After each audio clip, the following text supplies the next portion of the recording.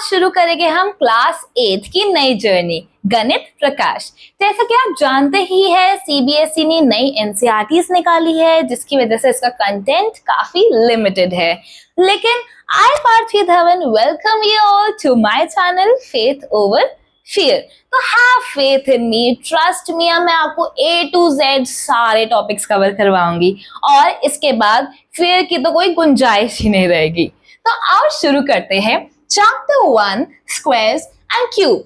जैसे कि आप नाम से देख रहे हो कि स्क्वायर का मतलब क्या होता है? स्क्वायर का मतलब तो ये होता है ना। क्यूब का मतलब क्या होता है? ये जो एक बॉक्स होता है, जैसे र्यूबिक्स क्यूब होता है आपका, है ना, कोई लंच बॉक्स होता है क्यूब, तो ये। लेकिन इसका मतलब क्या ये है कि हम आज स्क्वायर और क्यूब के बारे में पढ़ेंगे? नहीं, ये जो दोनों चीजें होती है ना वो शेप होती है। लेकिन आज हम नंबर्स के बारे में पढ़ेंगे। तो नंबर्स के टर्म में स्क्वायर और क्यूब का क्या मतलब होता है ये समझते हैं। तो जैसे कि आपने पहले वाली क्लासेस में पढ़ा होगा, मल्टीप्लिकेशन पढ़ा आपने। 2 मल्टीप्लाई बाय 3 क्या होता है? 6 होता है। 3 मल्टीप्लाइड बाय 4 क्या होता है? 12 होता है। तो अगर मैं करूं 3 मल्टीप्लाइड बाय 3, मैं एक नंबर को दूसरे नंबर से, मतलब तो मैं सेम नंबर्स को अगर मल्टीप्लाई करूं 2 बार, तो इसको लिखने का तरीका एक और चीज होता है कि मैं 3 लिखूंगी और उसकी टोपी में, उसकी कैप में 2 लिख दूंगी। इसका मतलब क्या है? मैं 3 नंबर को 2 बार मल्टीप्लाई कर रही हूं। 3 मल्टीप्लाई बाय 3 जो कि 9 होता है, उसको मैं कैसे लिख सकती हूँ? 3 की कैप में 2, और इसको ही क्या बोलते हैं? स्क्वायर। तो हम 3 मल्टीप्लाई बाय 3 को बोल सकते हैं 3 स्क्वायर, और वो क्या होता है? 9। समझ आ गया स्क्वायर का मतलब? अब जैसे मैंने लिखा 4 मल्टीप्लाई बाय 4, तो 4 को मैंने अपने आप से मल्टीप्लाई करा। 4 अपने आप से मल्टीप्लाई होकर 2 बार मल्टीप्लाई हो रहा है, तो 4 की कैप में क्या लिखेंगे हम? 2, और इसको पढ़ेंगे कैसे? 4 स्क्वायर। 4 मल्टीप्लाई बाय 4 या फिर 4 स्क्वायर क्या होता है? 16 होता है ना। अब ऐसे अगर मैं सपोज करूं 3 को 2 बार मल्टीप्लाई नहीं कर 3 को 3 बार मल्टीप्लाई करूं अपने आप से, मतलब 3 मल्टीप्लाई बाय 3 मल्टीप्लाई बाय 3, तो क्या होगा? ये एक और कैप बनेगा। इस बार कैप में क्या लिखेंगे हम? 3 लिखेंगे, क्योंकि यहाँ पे अगर 2 बार मल्टीप्लाई हो रहा है तो कैप में 2 लिखा। यहाँ पे 3 बार मल्टीप्लाई हो रहा है तो कैप में 3 लिखेंगे, और इसी को क्या बोलते हैं? 3 क्यूब। तो 3 multiply by 3 multiply by 3 is equals to 3 cube. और ये क्या होता है? 3 3 9 और 9 3 27, तो ये क्या होगा? 27। अगर मैं 4 को 3 बार मल्टीप्लाई करूंगी तो क्या होगा? 4 की कैप में क्या आ जाएगा? 3 आ जाएगा, और 4 मल्टीप्लाई बाय 4 मल्टीप्लाई बाय 4 क्या आता है? 64। कैसे करा? 4 मल्टीप्लाई बाय 4 16 होता है, फिर ये 16 4 से मल्टीप्लाई होगा, तो 16 मल्टीप्लाई बाय 4 क्या आएगा? 64 आएगा। तो हम कर सकते हो इसको कैलकुलेट। क्लियर? तो हमें चैप्टर का नाम तो समझ आ ही गया है कि जब एक नंबर 2 बार मल्टीप्लाई होता है खुद से तो वो 4 स्क्वायर बन जाता है, और अगर 4 3 बार मल्टीप्लाई होगा तो वो 4 क्यूब बन जाएगा। तो चैप्टर का मतलब समझ आ गया सबको? ग्रेट।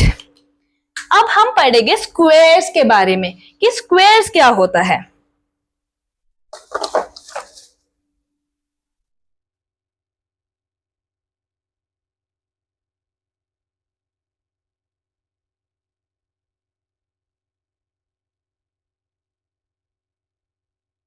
तो जैसे कि मैंने आपको बताया कि अगर मैंने 3 को अपने आप से मल्टीप्लाई करा तो 3 स्क्वायर होता है जो कि 9 होता है। मैं कोई भी नंबर ले सकती हूँ। सपोज करो मैंने 5 लिया, 5 को मल्टीप्लाई बाय मैं 5 से करूंगी तो क्या होगा? 5 स्क्वायर हो जाएगा जो कि 25 होगा। अब ऐसे मैं कोई भी नंबर लू, सपोज करो 9 ले ले, 9 मल्टीप्लाई बाय 9 तो 9 स्क्वायर हो जाएगा, वो क्या होगा? 81। 9 मल्टीप्लाई बाय 9 81। तो जो नंबर आता है ना, एक नंबर को अपने आप से मल्टीप्लाई करने के बाद जो तुम्हें ये नंबर मिल रहा है 9 25 81, इनको क्या कहते हैं? इनको कहते हैं बच्चों परफेक्ट स्क्वायर, कि ये एकदम परफेक्ट स्क्वायर है, ठीक है। ये हमें तब मिल रहे हैं जब एक ही नंबर अपने आप से मल्टीप्लाई हो रहा है, ठीक है। तो मतलब इन शॉर्ट लैंग्वेज हम बोल सकते हैं कि हमने कोई भी नेचुरल नंबर लिया, हमने कोई भी नेचुरल नंबर लिया। नेचुरल नंबर क्या होता है, 1 से लेकर आपकी काउंटिंग 1 2 3 4, उसका हमने स्क्वायर कर दिया, उसकी टोपी में 2 लगा दिया, तो जो भी आपका आंसर आएगा उसको क्या कहते हैं, परफेक्ट स्क्वायर कहते हैं। ये कंसेप्ट क्लियर हो गया सबका? Very good. देखो इतनी जल्दी हमने इतना सब कुछ कर लिया, कुछ बड़ी बात नहीं होती। अगर कंसेप्ट्स आते हो तो ट्रस्ट मी, आप पेपर एकदम मस्त क्लियर कर लोगे। तो अब पढ़ते हैं हम हाउ टू फाइंड फैक्टर्स। अच्छा मुझे एक बात बताओ इससे पहले कि अगर मैंने तुम्हें नंबर लिया सपोज करो 36, तो क्या 36 परफेक्ट स्क्वायर है? तो तुम बोलोगे हम ऐसे चेक करते हैं कि नेचुरल नंबर का अगर हम स्क्वायर करेंगे, मतलब हम natural number multiply by same natural number करेंगे, तो अगर 36 आएगा तो परफेक्ट स्क्वायर होगा। तो चलो चेक करते हैं। 1 मल्टीप्लाई बाय 1 तो नहीं आया, 2 मल्टीप्लाई बाय 2 4 होता है, 3 multiply by 3 9, 4 multiply by 4 16, 5 multiply by 5 25, 6 multiply by 6 क्या होता है, 36 होता है। तो हम 36 को 6 मल्टीप्लाई बाय 6 लिख सकते हैं या फिर 6 स्क्वायर लिख सकते हैं। तो क्या ये परफेक्ट स्क्वायर हुआ? ऑफ कोर्स हो गया। तो अगर ऐसा भी क्वेश्चन है तो अब वो भी तो कर सकते हो, ठीक है। अच्छा मुझे आगे बढ़ने से पहले मुझे ये बताओ कि फैक्टर्स क्या होते हैं। फैक्टर्स तुमने पढ़ा है? फैक्टर्स वो नंबर होते हैं, सपोज करो मैंने बोला कि मेरे को 12 के फैक्टर्स बताओ, तो मेरे को वो नंबर्स जानने हैं जिनकी टेबल में 12 आता है। अब किन नंबर्स की टेबल में 12 आता है? 1 की टेबल में 12 आता है। 1 की टेबल में तो हर कोई नंबर आता है, क्योंकि 1 मल्टीप्लाई बाय 13 करोगे तो 13 आएगा, 1 मल्टीप्लाई बाय 12 करोगे तो 12 आएगा। तो 1 की टेबल में 12 आता है, गुड। क्या 2 की टेबल में 12 आता है? 2 मल्टीप्लाई बाय 6 क्या होता है, 12 आता है। क्या 3 की टेबल में 12 आता है? 3 मल्टीप्लाई बाय 4 12 आता है। क्या 4 की टेबल में 12 आता है? हाँ, 4 मल्टीप्लाई बाय 3 12 आता है। फिर हमने 5 की टेबल देखी तो 5 की टेबल में तो 12 नहीं आता। 6 की टेबल देखी तो हमने बोला हाँ 6 इंटू 6 मल्टीप्लाई बाय 2 क्या आता है, 12 आता है। हमने 7 देखा, 8 देखा, 9 देखा, 10 देखा, 11 देखा, इन सब की टेबल में तो 12 नहीं आता। फिर हमने 12 देखा, 12 1 जा 12, तो 12 भी है। तो इसके इतने फैक्टर्स हो गए। क्या अब मैं 100 तक काउंटिंग कर चेक करूं या 1000 तक काउंटिंग कर चेक करूंगी कि किस किस के टेबल में 12 आता है? नहीं। फैक्टर्स जो होते हैं ना वो या तो इस नंबर के इक्वल होते हैं या फिर उससे कम होते हैं। इक्वल तो होगी क्योंकि हर नंबर अपनी टेबल में तो आता ही है। तो मतलब फैक्टर्स हमें 1 से लेकर उस नंबर तक चेक करना होता है जिस नंबर के हम फैक्टर्स निकाल रहे होते हैं। अब इससे अच्छा तरीका एक और चीज बताती हूँ। इसमें हम क्या करते हैं, हम 1 से शुरू करते हैं, ठीक है। हमने 1 मल्टीप्लाई बाय 12 तो हमने बोल दिया, तो ठीक है। तो 1 मल्टीप्लाई बाय 12 12 होता है, ग्रेट। 2 मल्टीप्लाई बाय 6 12 होता है।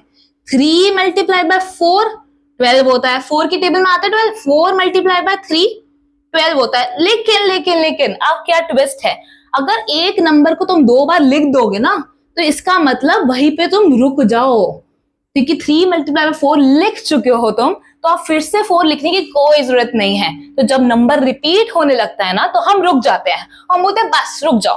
तो यहाँ पे जो इस डब्बे में आपके नंबर्स लिखे होते हैं ना, जैसे 1 हो गया, 12 हो गया, 2 हो गया, 6 हो गया, 3 हो गया, 4 हो गया, यही फैक्टर्स होते हैं हमारे नंबर 12 के। हमें आगे चेक 12 तक भी जाने की जरूरत नहीं पड़ेगी चेक करने के लिए। ग्रेट। सो 12 हैज 1 2 3 4 5 6 फैक्टर्स, ठीक है। अब अच्छा मुझे एक बात बताओ कि ये जो फैक्टर्स है वो पेयर के फॉर्म में एग्जिस्ट कर रहे हैं। पेयर मतलब दो का जोड़ा, पेयर। तो 1 और 12 एक पेयर हो गया, वो एकदम मस्त दोस्त है, फ्रेंड्स है, क्योंकि 1 मल्टीप्लाई बाय 12 तो 12 होता है। ऐसे 2 मल्टीप्लाई बाय 6 भी 12 होता है। 3 मल्टीप्लाई बाय 4 भी 12 होता है। तो 1 12 पेयर हुआ, 2 6 पेयर हुआ, 3 4 पेयर हुआ। तो इन पेयर्स को हम क्या कहते हैं, पार्टनर। वो पार्टनर है लेकिन वो फैक्टर भी तो है। तो पार्टनर फैक्टर कहते हैं। पार्टनर फैक्टर क्या क्या हो गए यहाँ पे, 112 एक पेयर, 26 दूसरा, 34 तीसरा, तो यहाँ पे पार्टनर फैक्टर्स हो गए। अब तुम बोलोगे ऐसे तो कोई भी नंबर ले लो, सपोज करो मैंने 8 लिया, उसके फैक्टर्स निकाले मैंने, 1 मल्टीप्लाई बाय 8, ठीक है। 2 के टेबल में आता है 8, हाँ 2 मल्टीप्लाई बाय 4 आता है। 3 के मल्टीप्लाई बाय 3 के टेबल में 8 आता है, नहीं आता। 4 के आता है, लेकिन मैंने जैसे 4 लिखा, ओ 4 तो पहले आ चुका है, तो मेरे को ये नहीं लिखना, मैं रुक जाऊंगी। ये 4 फैक्टर्स 1 8 2 4 ही फैक्टर्स है 8 के, और इसमें पार्टनर फैक्टर्स कौन से हैं, 1 और 8 और 2 और 4। अब तुम कोई भी नंबर, तुम सोचोगे मैं कोई भी नंबर लूं, उसमें पार्टनर्स तो बनेगी, मतलब पेयर्स के फॉर्म में आएगा। अब जब पेयर्स के फॉर्म में आ रहे हैं, मतलब 2 2 2 कर आ रहे हैं, तो हर एक नंबर के फैक्टर्स तो इवन होने चाहिए। यहाँ पे हमारे 6 आए थे, यहाँ पे 4 आ गए। मैंने बोला अच्छा चलो एक एग्जाम्पल लो तुम। अगर मैं बोलूं 25 के फैक्टर्स बताओ मुझे, तो तुम बोलोगे ठीक है 1 मल्टीप्लाई बाय 25 होता है। 2 के टेबल में आता है, नहीं। 3 के टेबल में नहीं। 4 नोप। 5 मल्टीप्लाइड बाय 5, दोनों रिपीट हो गए। अब जब नंबर रिपीट हो जाता है तो हम रुक जाते हैं, ये डब्बे में जो है उसके फैक्टर्स है, तो 125 एक पेयर हो गया और 5 एक पेयर हो गया। अब तुम्हें कुछ क्लिक हुआ, 5 अपने आप से मल्टीप्लाई हो रहा है, तो इसका मतलब क्या कहते हैं इसे, 5 स्क्वायर कहते हैं ना। अभी करा था हमने, एक नंबर को खुद से मल्टीप्लाई करोगे तो वो कैप में 2 की टोपी पहन लेगा, और इसको हम कहते हैं 5 स्क्वायर।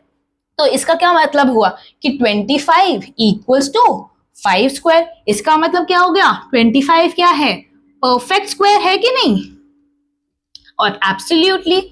और इसमें एक पेयर ऐसा है जिसमें एक ही नंबर 2 बार आ रहा है, तो इसका मतलब क्या हो गया, इसका मतलब ये हुआ कि अगर एक पेयर में एक नंबर रिपीट हो रहा है तो क्या इसके ऑड फैक्टर्स नहीं हो गए, 1 हुआ, 25 हुआ और 5 हुआ। इस 5 को तो हम बार बार थोड़ा ना काउंट करेंगे, तो इसके तो 3 फैक्टर्स हो गए।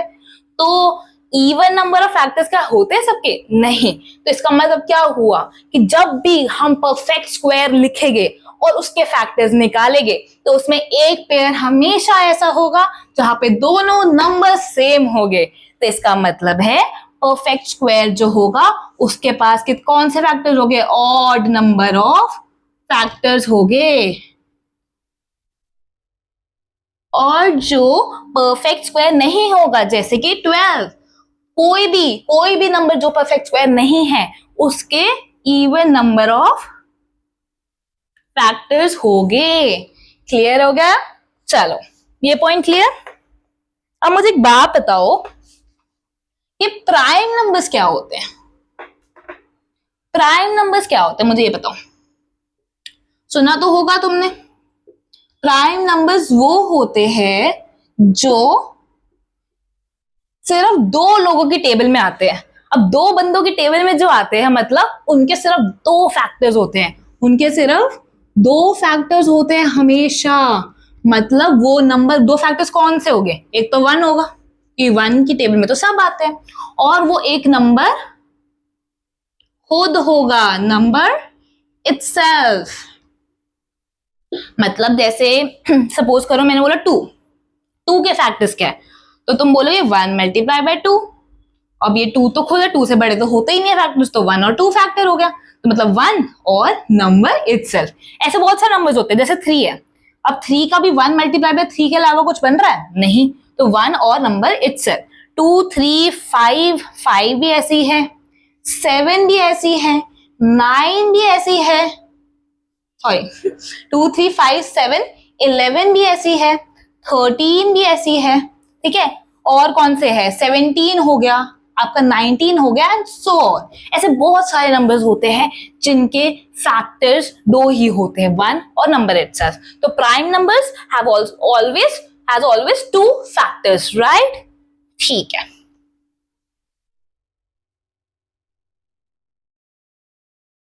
चलो अब बच्चों बहुत पढ़ लिया हमने, अब एक बढ़िया सी स्टोरी सुनते हैं, क्या बोलते हो, स्टोरी टाइम। तो बहुत टाइम पहले ना एक राजा था, कौन था, राजा था, उसके पास ना 5 लॉकर्स थे। 5 नहीं, सपोज करो 4 लॉकर्स थे, 1 2 3 और 4। अब उसने क्या बोला कि उसकी विल है, मतलब उसके मरने के बाद जो उसकी सारी वेल्थ है ना वो उस बंदे को मिलेगी जो ये पजल सॉल्व कर देगा। तो आओ देखते हैं क्या आप सॉल्व कर पाते हो ये पजल, क्या पता आपको सारी वेल्थ मिल जाए। तो लॉकर 1 2 3 4 था, उसने सबको लॉक कर दिया। लॉक कर दिया मतलब ये भी क्लोज्ड हो गया, क्लोज सी मतलब क्लोज, ठीक है, क्लोज हो गया, ये भी क्लोज हो गया। फिर उसने एक बंदे को बुलाया, उसने फर्स्ट पर्सन को बुलाया। उसने बोला पहला बंदा आता है और सारे क्लोज लॉकर्स को ओपन कर देता है। ओपन मतलब ओ से मतलब मैं ओपन डिनोट कर रही हूँ, राइट। फिर सेकंड पर्सन आता है। अब सेकंड पर्सन क्या कहता है, सेकंड पर्सन करता है कि वो एवरी सेकंड लॉकर, मतलब वो 1 को हाथ नहीं लगाता, वो सेकंड को हाथ लगाता है, वो थर्ड को हाथ नहीं लगाता, वो फोर्थ को लॉकर हाथ लगाता है। तो सेकंड पर्सन क्या करता है, वो टॉगल कर देता है, टॉगल्स एवरी सेकंड लॉकर। इसका मतलब क्या होता है, अब जैसे तुम्हारे घर में स्विच होता है ना, तुम लाइट ऑन ऑफ करते हो, तो अगर वो बटन जो होता है वो ऑफ होता है, तुम उसको दबाते हो तो वो ऑन हो जाता है, और अगर वो बटन ऑन होता है तो उसको दबाते हो तो ऑफ हो जाता है। तो ऐसे ही सेकंड पर्सन आया, वो एवरी सेकंड लॉकर पे गया, मतलब 2 के मल्टीपल्स पे गया, 2 वाले लॉकर पे गया। अगर वो ओपन था तो उसको उसने क्लोज कर दिया, अगर वो क्लोज था तो उसको ओपन कर दिया, तो ओपन को क्लोज कर दिया, और यहां पे आया फोर्थ लॉकर पे और ओपन को क्लोज कर दिया। समझ आ गई, ठीक है। फिर थर्ड पर्सन आया। अब जब थर्ड पर्सन आया उसने क्या करा, उसने टॉगल किया एवरी थर्ड लॉकर को, मतलब उसने 1 2 लॉकर को नहीं हाथ लगाया, उसने सीधा 3 को हाथ लगाया। अगर ऑल लॉकर्स को होते तो वो 3 के बाद सीधा 6 पे जाता, तो मतलब 3 के मल्टीपल्स पे गया वो। तो फर्स्ट को तो उसने कुछ नहीं करा, यहाँ पे ऐसे बना लेती हूँ मैं ताकि तुम्हें अच्छे से समझ आ जाए, ठीक है। तो वो फर्स्ट को हाथ नहीं लगाया उसने, ठीक है, सेकंड को भी नहीं लगाया, थर्ड को हाथ लगाया और उसे टॉगल करा। अब थर्ड लॉकर क्या था, ऊपर का ओपन था, ओपन को क्या करेगा, वो क्लोज कर देगा, क्लियर। फिर जब फोर्थ पर्सन आया ना तो उसने क्या करा, ही टॉगल्स एवरी फोर्थ लॉकर, मतलब वो 1 को पास 2 के पास नहीं जाएगा, 3 के पास नहीं जाएगा, वो सीधा फोर्थ लॉकर के पास जाएगा। अगर ऑल लॉकर्स आते तो फोर्थ के बाद वो सीधा 8th लॉकर पे जाता, मतलब 4 के मल्टीपल्स पे जाएगा। अब वो फोर्थ लॉकर पे आया, उसने देखा वो लॉकर क्या था, ये देखो ना, लेटेस्ट वाली चीज देखो, क्लोज हो गया था, वो सेकंड पर्सन आकर उसको क्लोज कर गया था। तो अब वो क्या करेगा, क्लोज हुआ तो ओपन कर देगा ना, ठीक है। अब किंग को क्वेश्चन था कि कौन से ऐसे लॉकर्स होंगे जो ओपन रह जाएंगे। Easy question, right.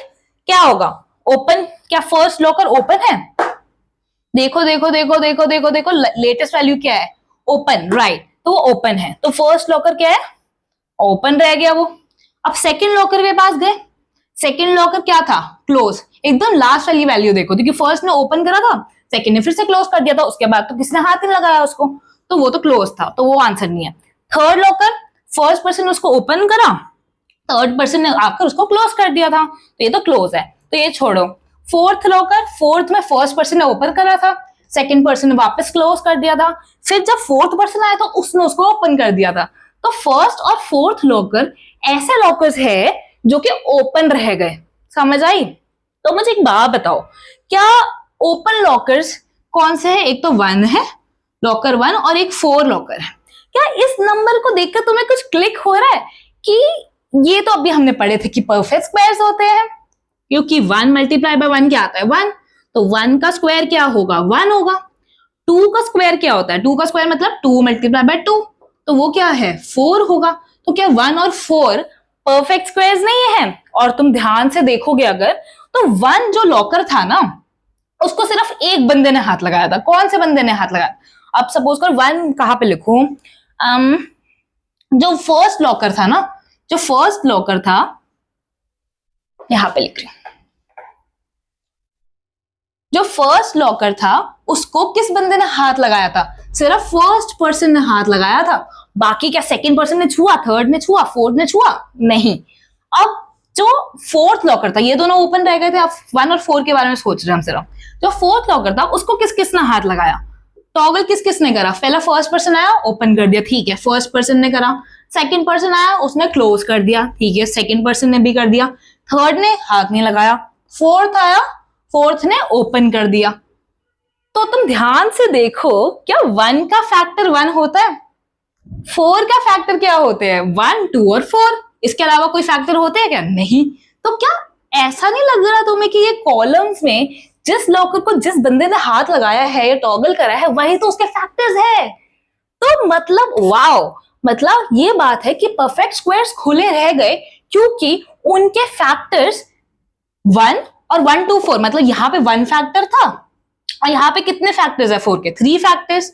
हमने अभी पढ़ा है perfect square has odd number of factors. तो अगर ऑड नंबर ऑफ फैक्टर्स होगा तो खुद सोचो, पहले क्लोज था तो फर्स्ट फैक्टर अगर ऑड नंबर ऑफ फैक्टर्स है तो पहले वो ओपन हो जाएगा, फिर क्लोज हो जाएगा, फिर से ओपन हो जाएगा। समझ रहे हो ना? तो ऑड नंबर ऑफ फैक्टर्स की वजह से सिर्फ वही लॉकर्स ओपन रह जाएंगे जो कि परफेक्ट स्क्वायर्स हो गए।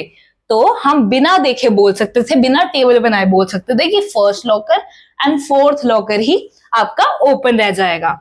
अब जैसे ये तो बहुत ही छोटा नंबर के मैंने आपको एक्सप्लेन कर दिया लॉजिक क्या होता है। अगर आपको नहीं समझ आया तो कमेंट सेक्शन में मेरे से कोई भी डाउट पूछ लेना, मैं आपको पर्सनली रिप्लाई कर दूंगी, ठीक है। और अगर आप पीछे भी जा सकते हो, वीडियो को रिवाइंड करके समझ लेना। अब मुझे एक बात बताओ, वैसे आपके एनसीईआरटी में ना 1 to 4 लॉकर्स नहीं है, 1 to 100 लॉकर्स है। मतलब किंग के पास 100 लॉकर्स थे और उसने 100 लोगों को बुलाया। वही लॉजिक था, 100 लॉकर्स शुरू में तो सारे क्लोज थे।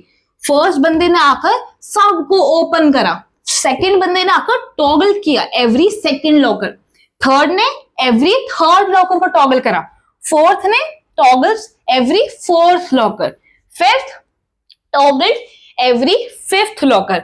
लेकिन कंसेप्ट क्या रहेगा?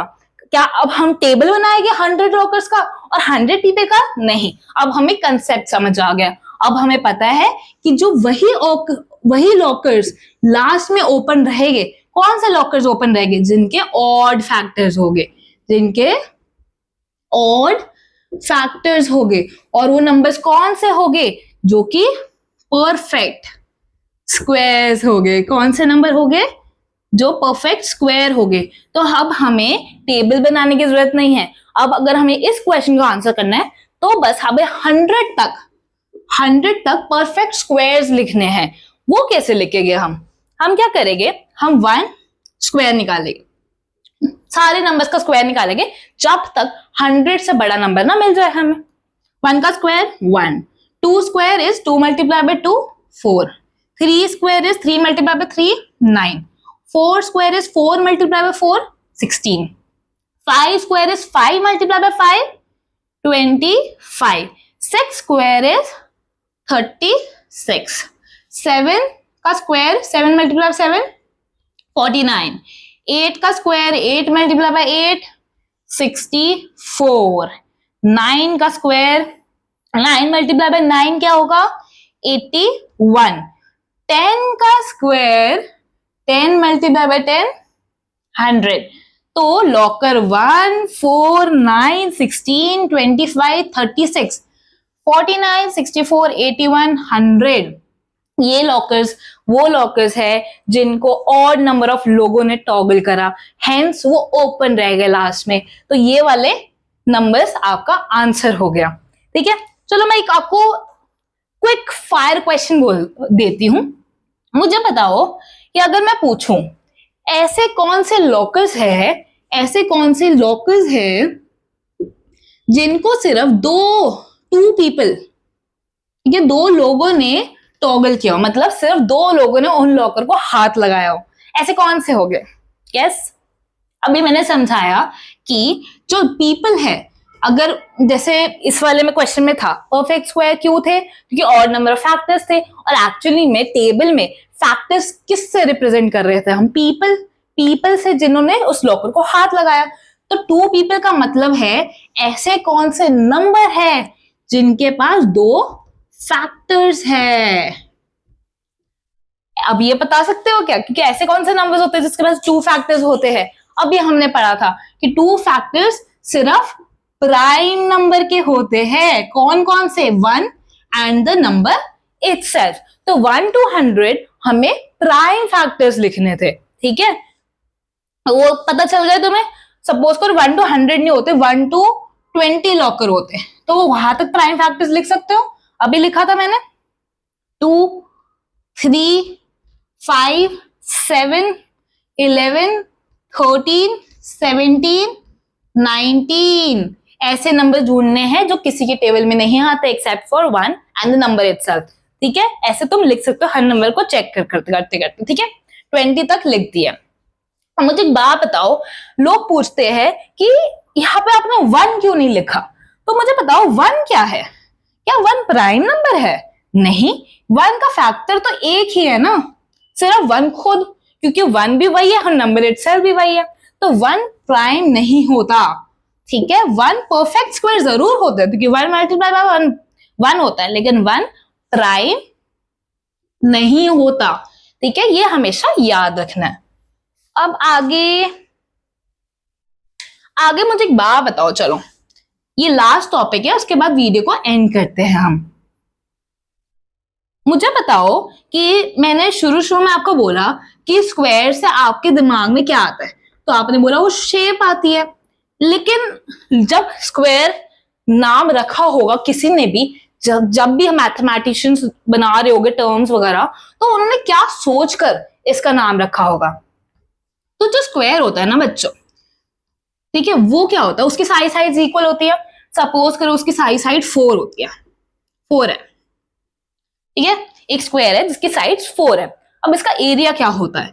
एरिया ऑफ अ स्क्वायर हम कैसे निकालते हैं? एरिया मतलब इसके अंदर कितनी स्पेस है, ठीक है?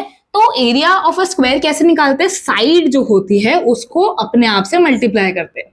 तो जब सेम चीजें आपस में मल्टीप्लाई होती है तो क्या लिखते हैं हम उसको? साइड की टोपी में 2, दैट इज साइड स्क्वायर, ठीक है? अब समझ आया? तो एरिया ऑफ स्क्वायर के लिए ना हमें साइड का स्क्वायर करना पड़ता है, इसलिए हमने स्क्वायर नाम रखा था उसका। अब समझ आया? तो इसका आंसर क्या होगा? एरिया क्या होगा इसको? 4 मल्टीप्लाई बाय 4, दैट मीन्स 4 का स्क्वायर, दैट इज 16। क्लियर? अब आप बोलोगे कि चलो ठीक है, ये तो नेचुरल नंबर था, क्या ऐसा स्क्वायर भी तो हो सकता है कि जिसकी साइड सपोज करो 0.9 हो, डेसिमल्स में हो? मैंने बोला ऑफ कोर्स हो सकता है। इसका एरिया कैसे निकालोगे?